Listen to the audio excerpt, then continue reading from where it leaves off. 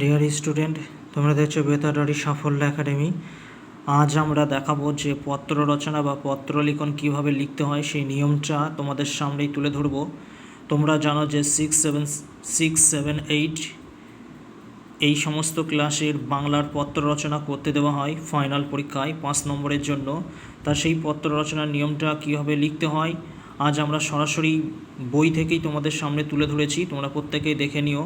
দেখো কি বলছে যে তোমার এলাকায় রাস্তাঘাটের পানীয় জল প্রভৃতি সমস্যার কথা জানিয়ে পঞ্চায়েত প্রধানের কাছে পত্র লেখো। তাহলে এটা লেখার নিয়ম কি? তুমি যে অঞ্চল প্রধানের কাছে বা যে অঞ্চলের তুমি চিঠিটা লিখছো বা পত্রটা লিখছো সেই অঞ্চলের নামটা বাঁ দিকে চেপে লিখবে। যেমন লেখায় রয়েছে তোমরা দেখতে পাচ্ছ, মাননীয় প্রধান মহাশয় সমীপেশু, এরকমভাবেই তোমরা লিখবে।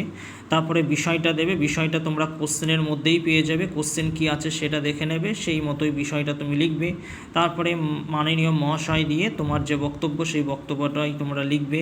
কারণ এখানে যে স্ট্রাকচার বা বডিটা যা আছে সব একই থাকবে, যে প্রশ্নই আসুক না কেন একই কিন্তু নিয়ম হবে, ঠিক আছে? তাই এটা খুবই ইম্পর্টেন্ট, তোমরা দেখে নাও। আর এই রকম সুন্দর সুন্দর ভিডিও পেতে এই বেথরারি সাফল্য একাডেমি চ্যানেলটিকে সাবস্ক্রাইব করে রেখো। এরকম সুন্দর তথ্য একমাত্র আমাদের এই চ্যানেলেই পাবে, অন্য কোনো চ্যানেলে তোমরা পাবে না। আর আজকের ভিডিওটি কেমন হলো অবশ্যই কমেন্ট বক্সে জানিও। আর এই রচনা নিয়ে যদি কোনো সমস্যা থাকে বা পত্র লিখন নিয়ে যদি কারোর কোনো সমস্যা থাকে তাহলে অবশ্যই আমাকে কমেন্ট করে জানিও, আমরা আবার বুঝিয়ে দেবো ভালো করে।